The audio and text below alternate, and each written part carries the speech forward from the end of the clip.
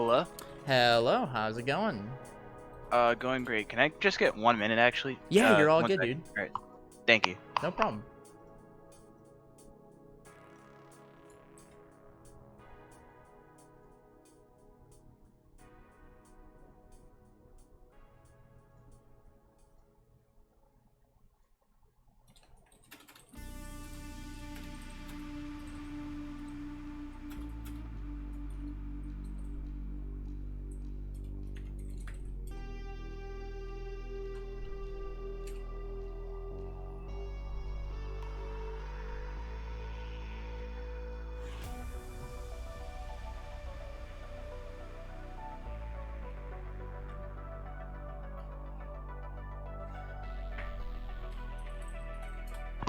Alright, I'm back. Hey there, hey there, how's it going, man?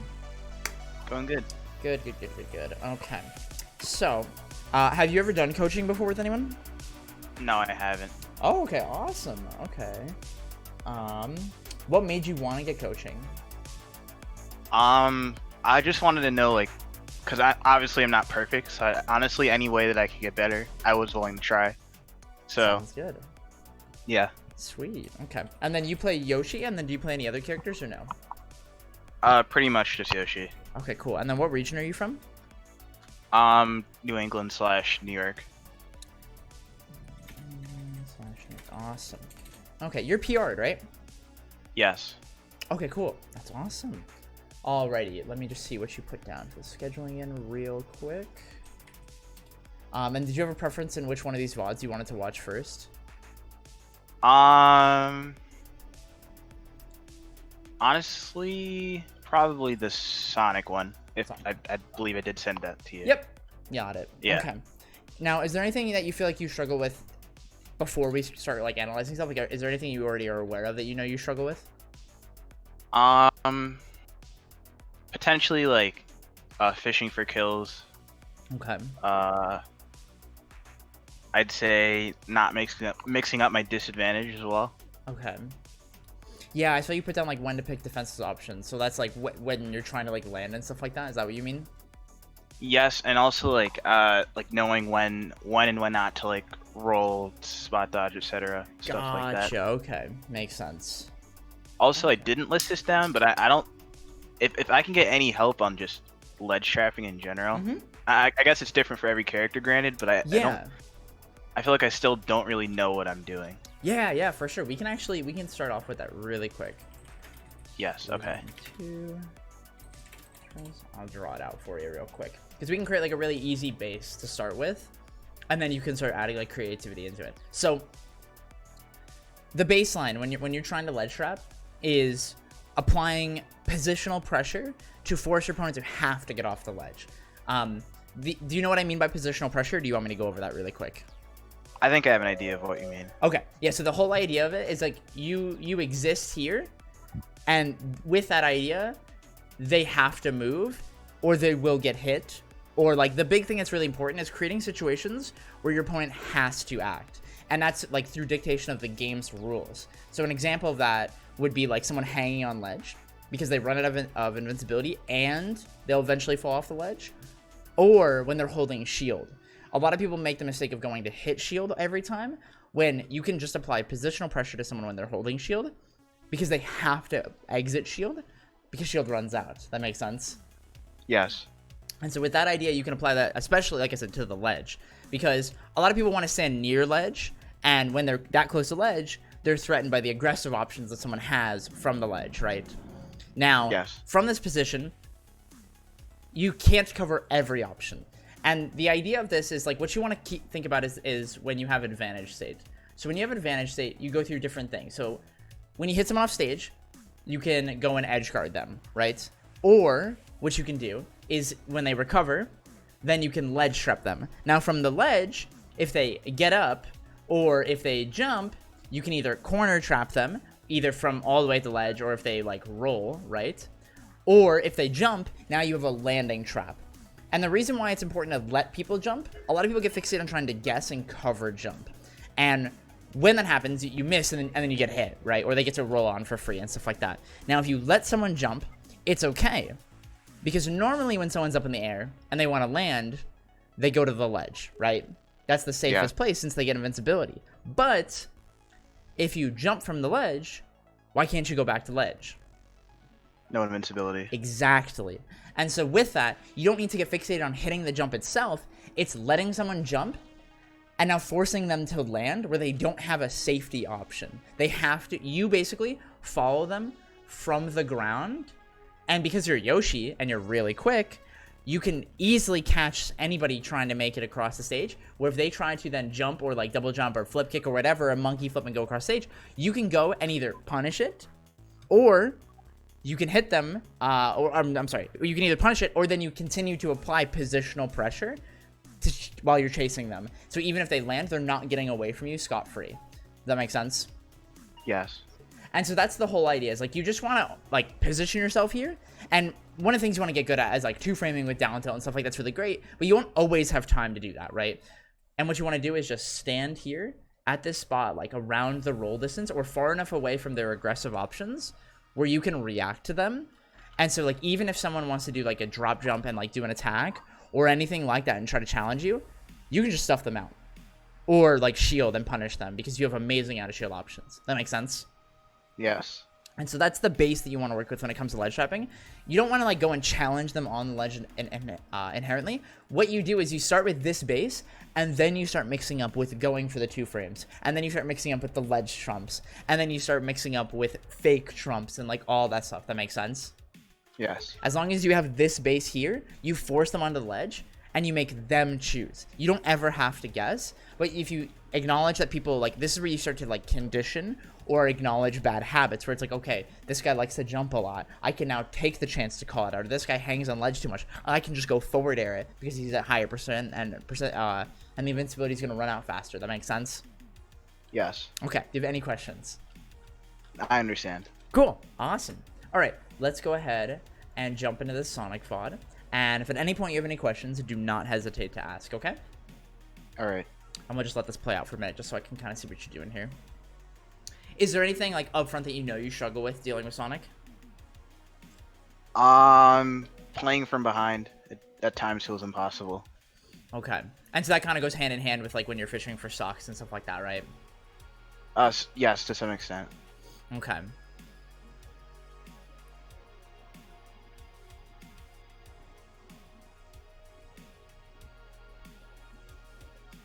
Ooh, that was a really good call out. I didn't think you were going to get that.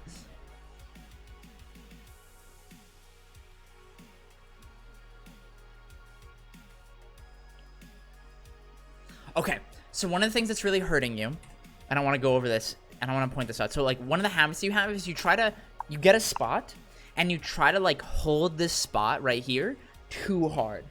You're not willing to give up the space, and when you fight Sonic, what you want your game plan to be is him going from corner to having to go all the way across to going to the other corner, and going back, and going to the corner, and you just holding the center stage. And in doing so, you, like, give up space, bait him out of the corner, back and forth, and you corner trap him rather than trying to like hold down the fort in that specific spot. Because whenever you find the spot, you jump in place and you try to like exist around that specific line, and then you take advantage of. That makes sense? Yes. And so what I want you to do is what I call a reactionary window. The idea is giving up space to get space. So what you do is, so we'll use this example of like being in the corner. So you're in a situation like this where you're corner trapping him. You're Yoshi here, and this is Sonic, right? From here, what you would do is you would exit his immediate burst range, whether that be spin shot, jump, dash, jump, etc. Like you exit that just enough, so you go just far enough away, not too far. And then from here, the mistake that you're making right now is that you jump, and then you immediately whiff, right? And then he goes and hits you because he runs super fast and his burst range is huge, right? Yes. So what you do is you give up the space and then you react. So if you've ever watched a player like MKLeo or like Cosmos, a big part of their base is they do dash back and they stuff you out, right? Yes. And the idea is this. This is the exact idea, and like the base for it is that you give up space, you see what they do, and then you choose to interact or not interact. So from this moment, when Sonic would run at you or spin shot at you or whatever it is, you decide, can I hit that? And if you go no, what you do is like, it's silly, you back up again. And whether that be like a dash or a jump or a walk is redundant. It's whichever one you feel is applicable in that situation. The whole idea is like being comfortable giving up space, knowing that the reward is that you don't get hit and that you have the chance of hitting them. And a character like Sonic, if he's going to challenge you more times than not, if we watch, if he tries to challenge you, he's going to fling himself across the stage like that and then have to put himself into a disadvantageous position. Watch. Right like this. And had you reacted rather than doing the down air early, you could have caught that jump. That makes sense? Okay, run that back. Yeah. I'll play it one more time. I'll put it slower so you can see it, because it's really quick, and it is something that is really hard to do. But once you get the confidence to look for this is where you take advantage of Sonic. So right here, we'll let this play out. And so after the situation, he'll be in the corner. So from here, what you would do is like you're outside of the immediate burst range ready, so you don't even have to move here, right? In theory, had you been standing here, you would back up to the other side of the Pokeball. Right here, when you jump, you're reacting here, and right here you guess and you do the down air because you're not sure if he's actually gonna do it. So you're covering yourself because you're scared instead of like trying to like actually hit him or wait. But in this situation, what you could have done is just empty hopped, and then from here react to what Sonic does out of this spin dash or spin charge. Because if he comes towards you, you have the mobility to go and hit him or bait him again to come towards you and then stuff him out. That makes sense? So if you watch here, he actually does come towards you with this jump, and had you empty hopped and then been drifting this way, you could have jumped up and hit him out of that jump from that. Does that make sense? Yes. And that would have been like a free advantage state. And it's like looking for that. And see here, it's like you had the idea like I could have hit you, but you were late because you were whiffing a move from down air. That makes sense? Okay. The whole idea when you do a reactionary window is to do it in the most non-committal way, which is empty movement. Because when you do it with a move, you're stuck in the move. And so especially with Yoshi, when you do it with like forward air or down air or back air and nair or whatever, you're just stuck. They're long moves. And with that, you can't afford to do that because especially against a character like Sonic, then he gets to do whatever he wants for that whole like second that you're stuck. That makes sense? Alright, but my biggest problem with Sonic, realistically, isn't exactly, I guess, the burst range. Or, it is the burst range, actually. The problem is that I feel like if I play outside of his burst range, he doesn't actually have to commit the spin dash. He can kind of, like, spin dash or spin charge and then jump down air and, like, kill the move, essentially, and reset the situation. So that's what you would do, right? So in this moment, let's say he did that, right? He down aired right here, and then you empty hop here. What you would do is you would empty hop, drift back in, and as you're drifting back in, you're baiting him because down air is not lagless. So from that moment, what you're doing is you apply positional pressure, because from here it's a silly option, but from here, if he down airs right here, right, and then buffer something, you get to dash attack him. So if he does like a bad F tilt, or if he does a bad spot dodge, or if he jumps, then you can jump and try to stuff him out or challenge him, or again continue to bait him again. So let's say from here, he's inched a little bit forward. Then you jump back up again and retreat. And if you're facing him like this, when you jump back, if he then immediately tries to challenge you, you can stuff him out with a forward air. Does that make sense? Yes. And it's the whole idea. It's like, it's slowly like inch by inch, give and take. Because you're not going to be able to hit every spin dash. And you're not going to hit every spin shot. But like I said, the idea is being comfortable with letting him go back and forth and back and forth and back and forth. Because it's a war of attrition in a sense. But the big difference now is that compared to like Smash 4, Sonic has to commit to something when he does that dash. Whether that is him jumping or down airing or whatever it is, you get to then move forward and then apply positional pressure if you don't get to true punish it, and then get him to flinch out of that. That makes sense? Yes. And that's what it is. So that's why you say just far enough away. And that's the thing that, like, as you gain more confidence, this will get easier. But I will also say this is way harder online, because as we both know, Sonic spin dash and stuff like that is really dumb online. So it conceptually is really hard to do online. But as you get more and more confidence in identifying it, you'll be able to catch spin shots of him getting past you and catch him like running where he's not supposed to run and just stuff him out. And even if you're just swatting him away, you're building up percent slowly. That makes sense? Yes. And as you get better with like your ledge trapping and stuff like that, that'll become more worth it. That makes sense? Yes. Okay. Do you have any questions? I understand. Awesome. Okay, let's play out a little bit more. Let me put the speed back. As much as I'd love to watch slow-mo Sonic the whole time.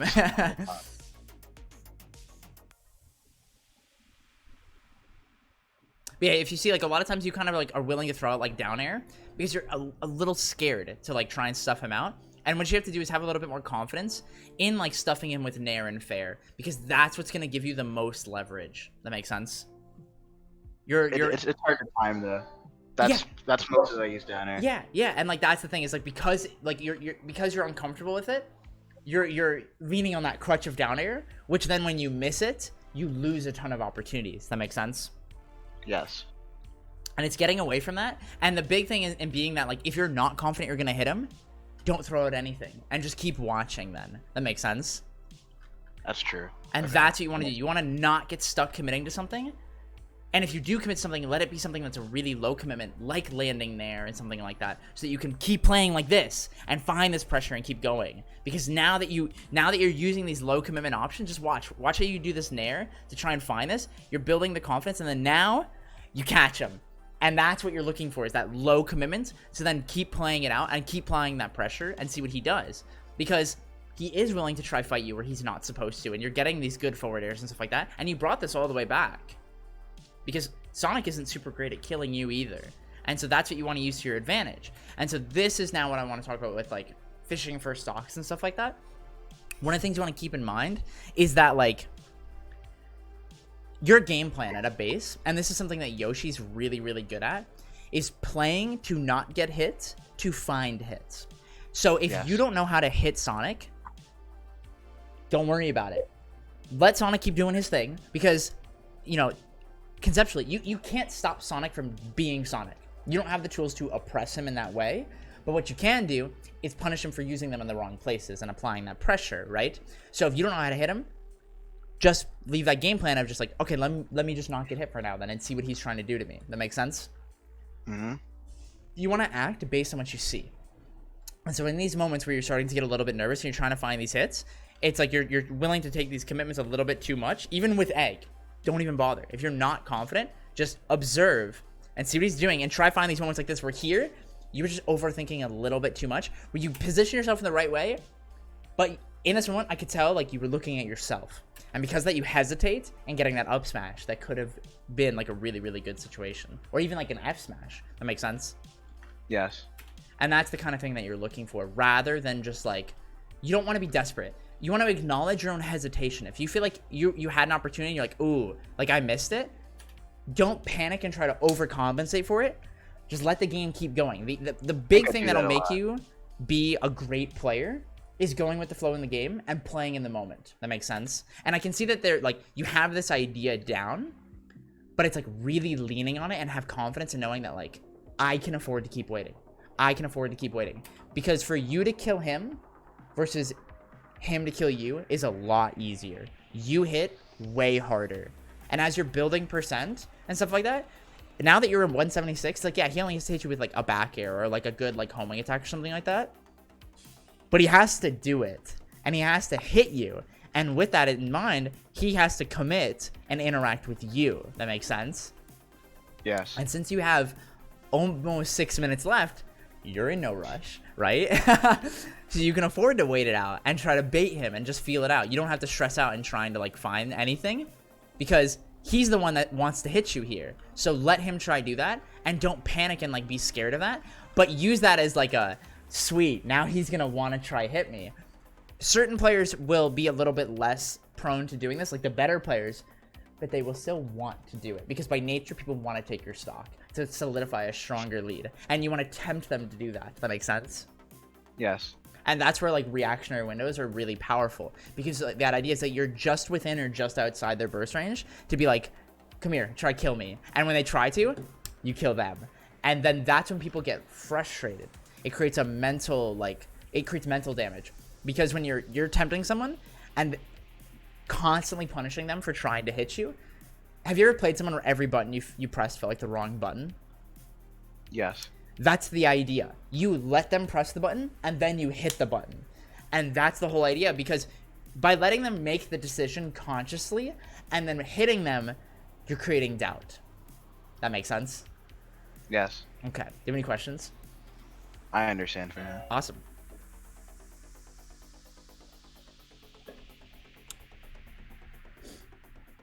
Oh, wow. That was a good call out.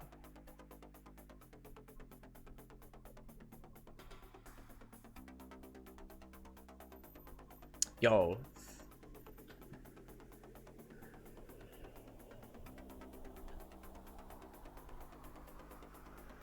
Dude, you did the Forsaken parrying homing attack on Wi-Fi. That's kind of sick. Yeah, I want you to have a little bit more confidence in your punish game too, where like here, like you could have gone an up air. And like obviously with online, like things are a little bit funkier, but it's like, I think more times than not, you kind of just go, I'm not really confident. You just immediately go for an air, which isn't, again, it's not a bad thing, but it's like if you feel like you're not as confident in those kinds of situations, then you just got to grind it more so that you can have more confidence through trial and error. That makes sense? Yes.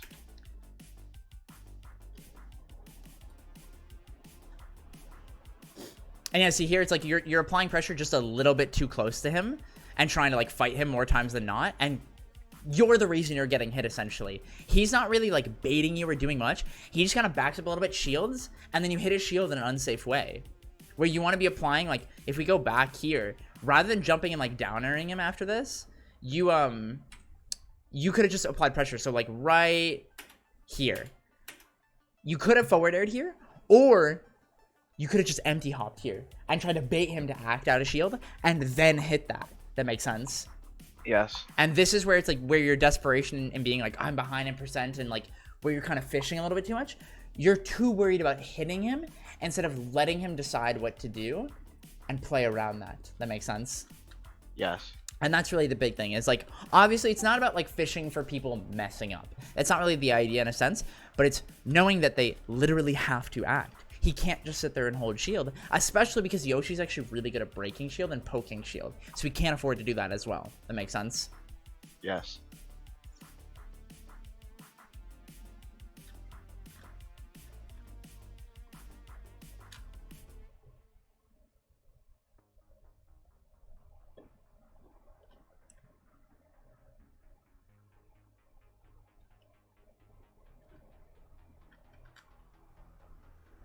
Have you played with Blue Striker a lot before? This is the only time I've played him. Okay.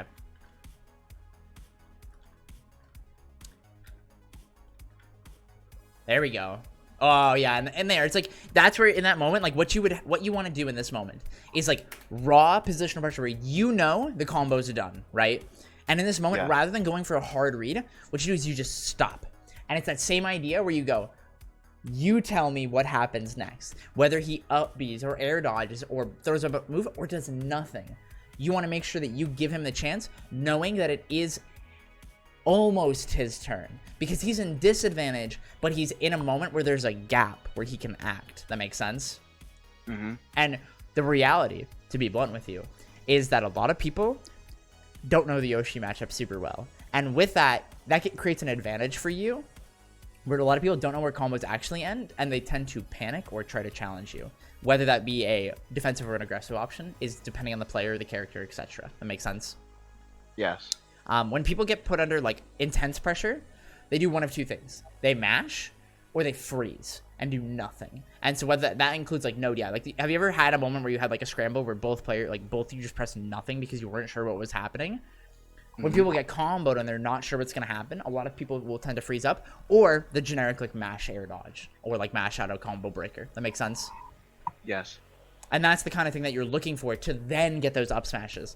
The big thing though is that you took that risk with that hard read where you hadn't created that situation at all. One of the things that you want to do to like get hard reads like that is by rinse and repeating like situations like that to see how that person plays out that situation. Had you done that a few times and then saw like, oh, he likes the air, like directional air dodge in that situation, then go for that up smash. But you want to give him that opportunity to show you which one he does. Make sense?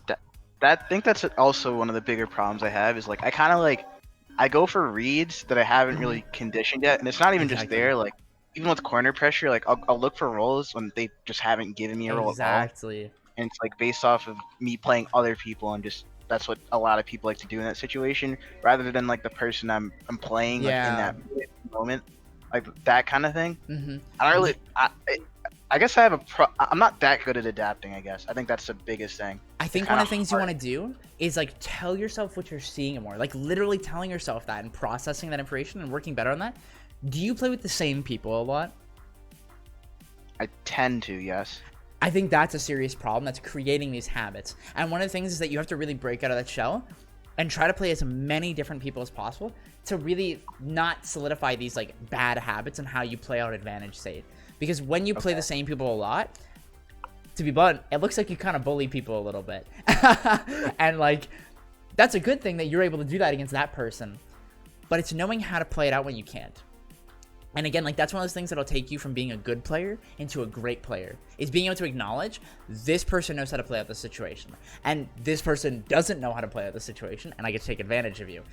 A big thing that'll happen is because that's like you're used to playing in a specific way and like playing out these situations in like XYZ instead of like beyond that.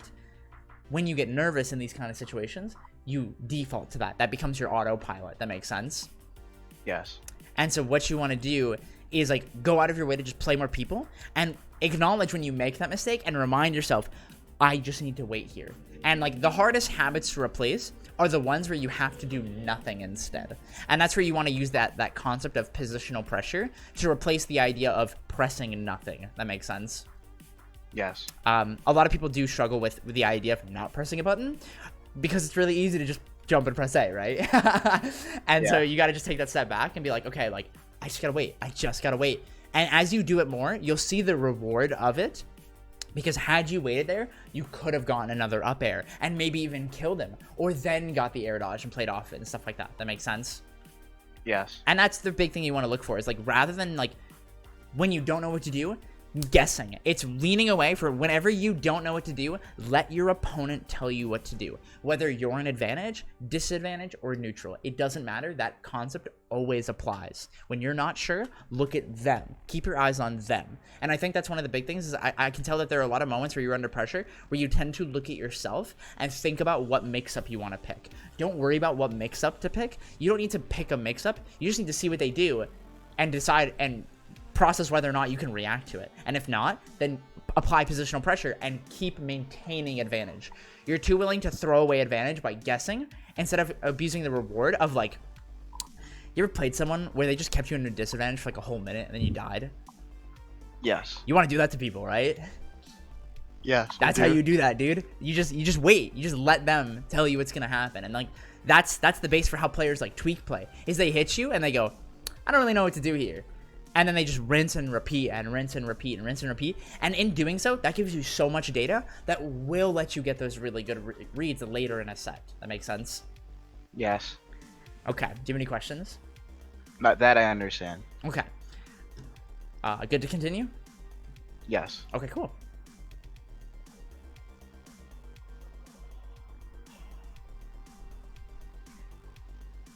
Yeah, and see there, it's like, that's the same thing with like with punishing landings. What you want to do is you want to stay grounded, because had you not jumped up and guessed here, the big thing here is that you need to get to the ground first so that you maintain advantage. And in doing that, you lose advantage and you get baited and die. So you don't even want to go up for that double jump at all. You just stay on the ground and wait for him to come down, because if he up Bs, he has to come down by rules of the game, right? Yeah. So you don't need to chase him. And this applies to characters like Sonic, Snake, Rob, whatever. Don't be desperate. You don't have to. Like, that's the reality. It's like solidifying to yourself that it's like you don't need to compensate for anything because you play a good character that can catch landings really well. That makes sense? Yes.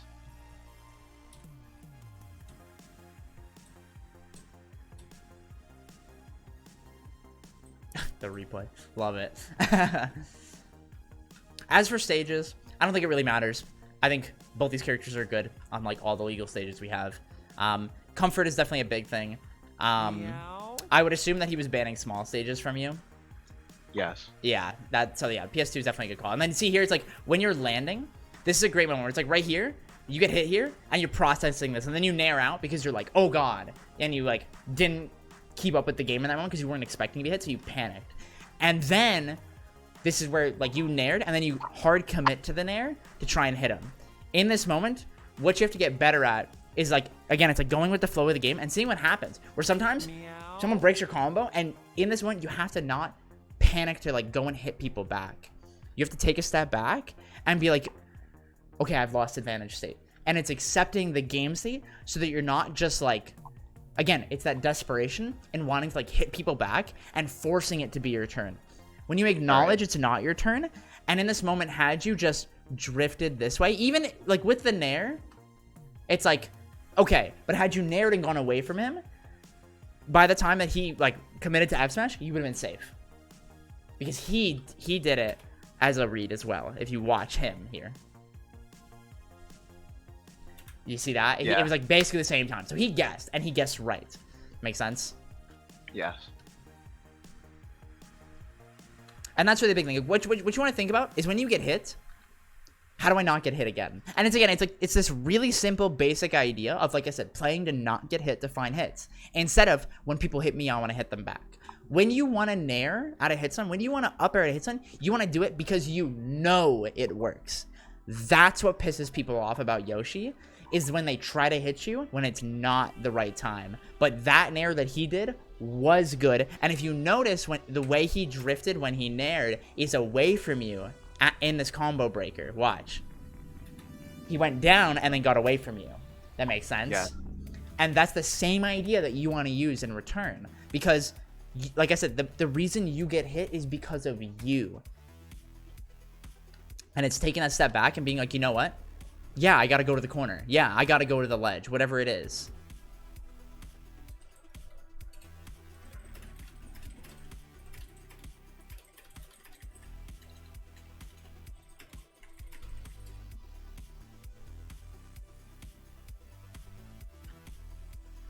Yeah, and see there, it's like you're compensating because you're not really sure, so you're just like hard committing to a lot of moves. Like rising there, where you want to do like landing there. Make sense? Yes. And then here you're waiting. And look at that. You're sick, dude. That's actually really hard to do. And you did that like, you hit that like you've done it a million times. And that's the kind of confidence you want to carry. That makes sense? Yes.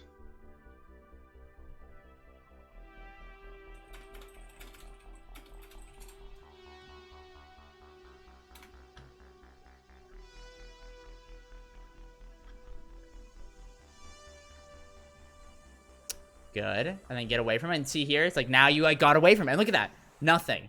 And like in this moment, it's like, wow. In his head, he goes, oh, I gotta figure out how I'm gonna kill you.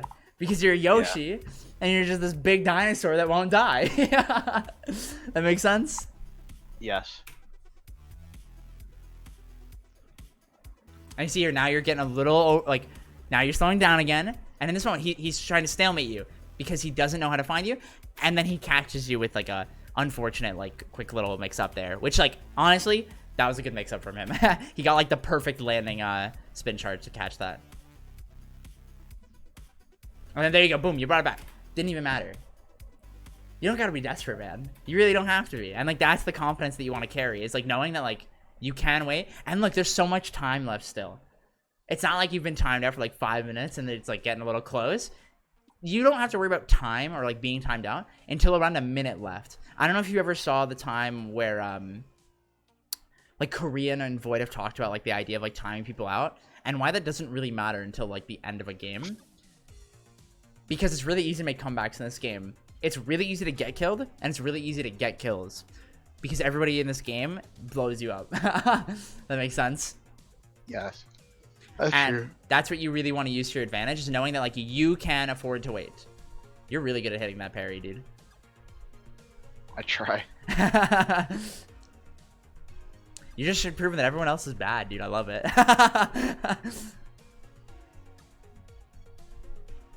Yeah, and see, here's like, you got to trade, and you immediately try to keep hitting him when it wasn't in your favor to go and keep hitting him. And that's what you have to accept, is that, like, okay, wait, what is he trying to do here? And can I hit you? And if not, don't. But the times where you wait, you hit these really good mix-ups with, like, neutral B and stuff like that, and I want you to use that to your advantage rather than just going and hitting people, man. You don't have to worry about going and hitting people. You do so much percent every time you hit people, it doesn't matter. Make sense? Yes. And also, don't be too scared like DIing off stage versus characters like Sonic, because he's only really edge guarded you a single time in the first game for that last, like I think it was the second to last stock. You can afford to like drift out here and like find your mix up, and like there you were just trying to you looked at yourself again in this moment because you were like, I'm gonna go high instead of looking at where he's going and then just trying to go around it. That makes sense. Yeah. And you just barely missed the perfect air dodge to ledge thing, but you had the right idea, which is good.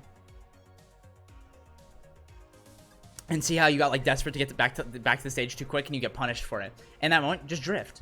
One of the big things you want to keep in mind when you get hit is like the order of operations, right? So it's hit stun, hit lag, which is like, or I'm sorry, hit lag, hit stun, which is the balloon knockback, and then tumble. When you're in tumble, you can do anything but fast fall. So you can just drift. And especially as Yoshi, double jumping out of tumble can be really good on reaction because you can parry certain moves and stuff like that, right? And then you get to get a free nair and get away from people. But when you like do a beat early, you're stuck in an animation. The big lesson to take from today is like not doing moves or actions when you don't know what to do. It's okay to just move and just drift and wait until you know what to do. Because when you know what to do and then you aim and you hit that target and you make it count, you make that egg count and you make that forward air count, then you get the huge reward. And like that's what makes Yoshi so good as a character, is that reward is really high. That makes sense? So like basically do everything for a reason. Yeah, exactly. You don't want to throw out moves because you don't know what to do. That's really it. If you're not sure that forward air is going to hit, don't forward air. If you're throwing an egg and you're like, I don't know if I'm going to get hit for this egg, don't throw the egg. The whole idea is like, if I do this, can I get hit? If the answer is yes, don't do it. Unless you know that it's a trade that you win. And again, it's such a simple way to think about the game, but that's the way that you create consistency in what you do. Because a lot of what you're doing is like you're throwing at stuff, and more times than not, you are getting lucky with it because it's out of desperation. And we want to get away from luck and create consistency and confidence. The reason why it's not creating consistency is with luck, you gain zero confidence. You're like, oh, thank God I hit that forward air because you tried 7 times to do it. That makes sense. Yeah. And that's what we got to get away from, is like when you throw that forward air, you're doing it because you know it hits, or you know what to do if it doesn't hit. And it's like playing that out instead of just like desperately going for nair fair nair. And then when it hits, you're like, oh, wow. And then it's like a moment where you're like, you dash back because you were like, oh, it hit. Like you didn't expect it to hit him. You thought it was going to hit his shield. That makes sense. Yes. And you want to be able to react in that moment and play that out and not scramble afterwards and then lose your advantage state. That makes sense. Yes.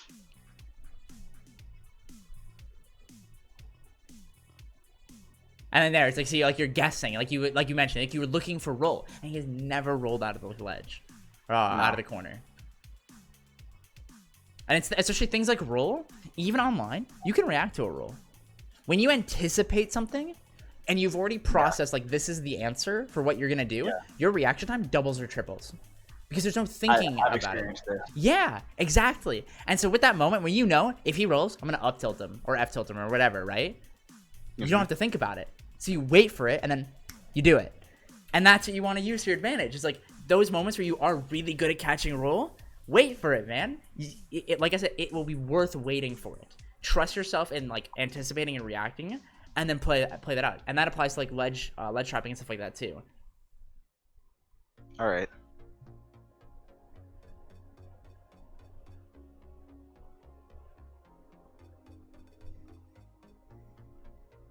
And see there, a lot of times you're drifting in and you're thinking about what to press, and then he just stuffs you out because your moves are a little bit too slow unless you pick Nair. But he's outspacing your Nair with F smash. That makes sense? Yes. And so with that, what you got to do then is stop jumping in and jump back. Give up space. Even if you're already in the corner and like close to the corner, if you're under the platform, jump back. Bait him to come into the corner and fight you. That makes sense? Mm-hmm. So even in this situation, and like that was a good mix-up, but you got lucky that you grabbed that neutral B because it was just a raw mix-up, right? And in this moment, what you could have done here is like drop down the platform and saw if he ran at you and then decided to fight him or not. Make sense? Yep.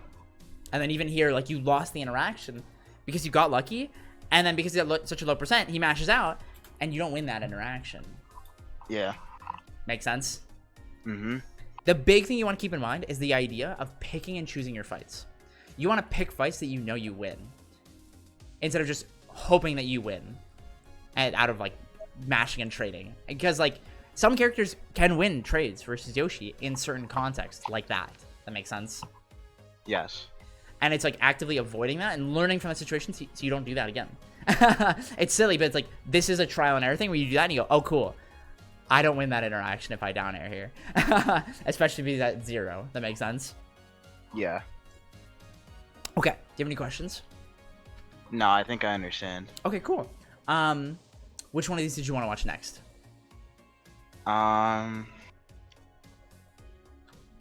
Let's see. Probably the one against Leia. Which one is that? The Greninja one. Ooh, okay, yeah. Let me find it real quick. Yeah. Also, this isn't. How long do we have, pretty much? We have 15 minutes. Okay. Did you have a question? Then. No, that was my question. Okay. All good.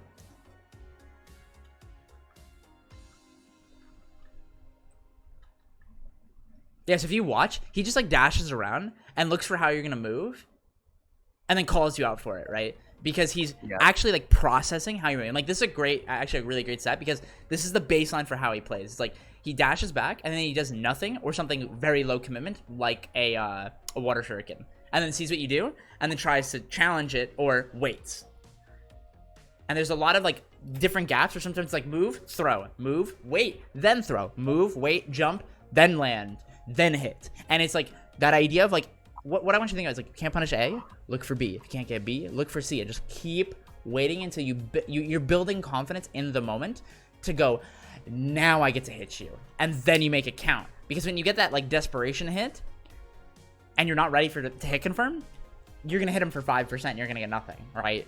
Yeah. But you don't want that. You want to make sure that when you do hit that nair, that you can react to it and go and hit that and get that combo and keep going and hold that advantage state. Makes sense? That was kind of just what happened there. I got a nair and I didn't expect to hit it. Yeah, because you guessed afterwards, and you don't. You want to be able to solidify with your play that when you get a hit in this moment, rather than guessing, you go, I don't know what to do. I didn't react, and stop and mix him up with positional pressure, and then go, oh, he teched it. Now go cover the tech. Make sense? Yes. And that's the whole idea. The biggest thing that will help you as players is actively knowing that like you don't have to overcompensate because your character doesn't suck.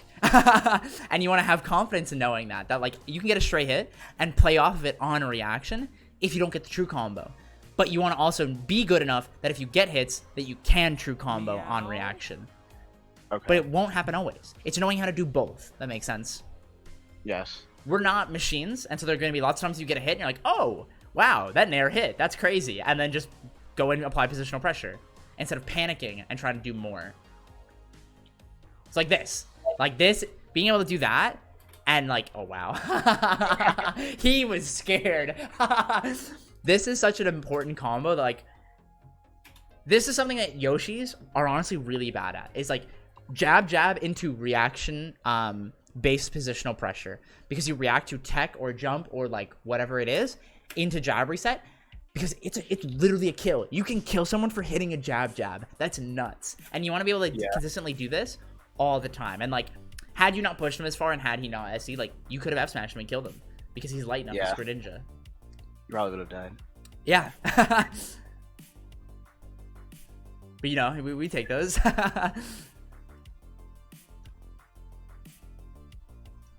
What are your goals as a player? Like, in regards to... Whether it be results or people, like, is there anyone that you, like, really want to beat? Is there, like, a goal, like, PGR? Like, what is it that you want out of the game? Best player. That's my top goal. Best player. I love it, dude. You want to be the best player in the world? Yep. I love it, dude. All right. That's sick. Let's do it, then. I like that. I like the confidence.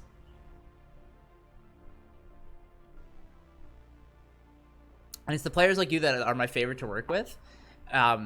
It's very similar, like when Cosmos first came to me back in Smash 4, he came to me, he's like, I want to be on the CEO stage. I want to have what is it, like the walk-ons that they have? He's like, I want to get to do that one day. That was his goal. And then he's like, I want to be the best player. Like, that's that's really good that like you have that goal, and like I can see like you have the work ethic and the idea, and it's just optimizing it further. And it's like, I'm just gonna kind of talk over as we're watching this because it's kind of the same ideas that we've been talking about, but it's playing different people and getting out of your comfort zone and finding like the people who are not falling for the tricks and going out of your way to play them more and talk to them about the game and stuff like that, so that you can break this habit and become a greater player instead of getting in that comfort zone where you get to do what you want. That makes sense?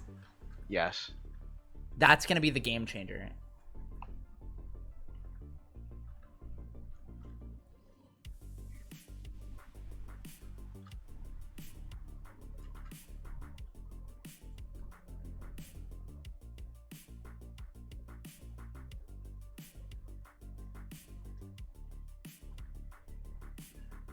Nice. That was a really good call out. Yeah, like you see the moments here where you like really do wait. You get really close to getting high reward, and it's just a little bit lack of confidence in playing out the situation fully. And that's what you got to optimize a little bit further, is like getting more comfortable in that idea of like waiting to find the hit and then playing off it. Because right now you guess a little bit too much. Okay. And I think that's where like playing more people that don't panic when you hit them will have so much value, because you'll know how to just catch drift and catch DI and catch someone pressing nothing.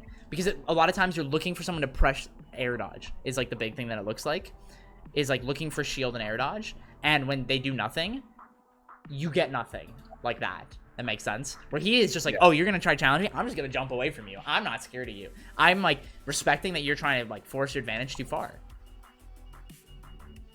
And this is a very like common point where it's like, you know, this is what Yoshi's really good at, but it's knowing when and why these things work, and knowing when it's worth waiting to then make your reward higher. Nice. Like that. Ooh, that almost killed. And then now here, it's like, just wait. You were able to find a read, and now it's just wait for the next hit. Because you're also in a point where it's like, he can kill me. So you don't need to like keep guessing. It's like, slowly find this, and just keep waiting. And then so you had the base, but then you're guessing, and you dropped all that. And had you not guessed there, you could have called that out, and you wouldn't have turned around. You could have up smashed him out of shield and won, because you wouldn't have turned around and back aired. That makes sense. Mm-hmm.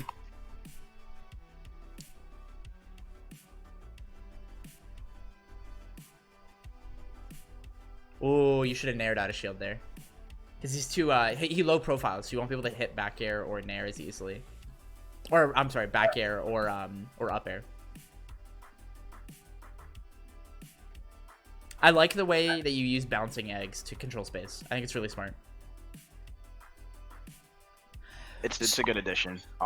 Oh yeah. So right here, what you want to do is like, this idea conceptually was really good, but you got too close to him. And this is like your generic, like this is the baseline. It's like when you go to apply positional pressure, you get a little bit too close and you're not respecting people's like burst range or their ability to swat you away. That makes sense. And so what you would want to do here is very similar. Like you would use this almost like a Pikachu uses T-Jolt. So this demands the space. You see him back up instead of challenging the egg. So what you do is you take the space and then react to what he does and create a corner trap. That makes sense. Okay. Instead of like holding all the way forward and then killing yourself, essentially. That makes sense. I tend to not use egg that way just because it's somewhat laggy. But I guess I can use egg that way. Because he backs up, you get to do it that way. Yeah. That's the whole idea. You throw egg and you see what they do, and then you play off of it and you decide, can I move forward or not? And the way people interact with it will always be different, and some characters are better at dealing with it, and some people don't know how to deal with it at all. And it's like acknowledging that, because like you can use egg to just beat people. That is a skill check. That makes sense. Mm-hmm. And you want to use that to your advantage. Like go and watch like how like Cosmos uses like Thunder Jolt, where it's just throw T-Jolt, react, cover option, or apply positional pressure. That's it. That's like the baseline, and Yoshi can do almost the same thing. It's a little bit laggier, but it's the same idea, and it covers the same kind of space. That makes sense? Yes. Because you can back up, get outside of their burst range, throw the egg, see what they do, and if they don't get hit by the egg, and they come to challenge you, you then, again, it's like creating a reactionary window. Okay, can I stuff you out? No, let me back up again. Let me not do egg this time and see if you try to chase me. Oh, you got baited. Bam, I hit you. Make sense? Yeah. And that's kind of like the order of operations that you want to use. because it creates a really, really good base where it allows you time to process instead of trying to, again, it's like overcompensating, trying to do more. Like I said, you want to let them choose what to do in that moment, where you let him dash back, and then you can't punish the dash back because you're too far. So what does he do after the dash back? And look for that, because you can't punish A. So now B was him jumping and trying to forward air, and had you played around the forward air, you could have gone and like stuffed it out from below, or you could have even like baited what he did after the forward air and kept waiting because you had him all the way in the corner now and you had full advantage state. That makes sense? Mm-hmm. Okay. Do you have any questions? No, I understand. Okay, cool. So, I think we'll finish up here and do a quick little wrap up on like the things that I want you to work on going forward, okay? So, sure. The big thing is like not getting too close to people when you're applying positional pressure. Respect people just a little bit more in their burst range. Then letting people like make decisions more to then stuff it out and punish it as a reaction for both like consistency's sake as well as for the sake of the mental game and the pressure that creates on the opposing player. Okay. And then I want you to start using reactionary windows a little bit more, having a little bit more confidence to give up space instead of trying to hold a specific spot. That makes sense? Yes. And then getting a little bit more confidence in your punish game and like acknowledging when you hesitate when you hit somebody to get positional pressure off of it. Positional pressure is going to be the big thing that really changes your play so that you stop guessing, so that you have more confidence in just sitting there and going, okay, you're going to do, you can do X, Y, Z, A, B. Which one of these do you pick? Oh, you picked A. Okay, that means I do this. Bam. And then you hit it. Make sense? Yes. And that's the kind of thing that you're creating a situation like that where they have limited options, and then you just see which one they pick because you already know the answers because you're really good with your character and you understand a lot about the game already, and I can see that. And it's just creating the right situations to enable that like knowledge and skill that you do have instead of trying to compensate with guessing. Make sense? Yes. The best players in the world, they don't have to guess, dude. They really don't. There are certain situations that can be creative where it's like, yeah, sometimes it's like really close and you take the risk, but the players who like really solidify the lead is they're not guessing constantly. That's the big difference. Make sense? Yes. Okay. Do you have any final thoughts or questions? No, I think this is actually very helpful. Awesome. Well, I'm glad. It seems like you enjoyed it. If you did enjoy the lesson, I would super appreciate tweeting out and letting people know. And if you ever have any questions, don't hesitate to just shoot a DM to me here on Discord. So it's the best way to get a hold of me. And yeah, I think we'll finish up there. All right, man? All right, thank you. Yeah, no problem. Just stay right here. I'm going to talk to you about something off stream real quick, and I'll be right back, okay? All right, sure. All right, guys. Thank you so much for watching. I'll be live later today. I don't have lessons for a couple more hours, so we're just going to do a quick little raid to someone else streaming Smash right now for you guys. Let me find someone for us to raid. If Twitch wants to load. There we go.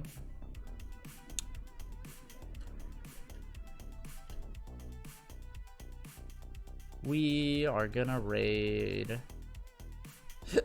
Excuse me.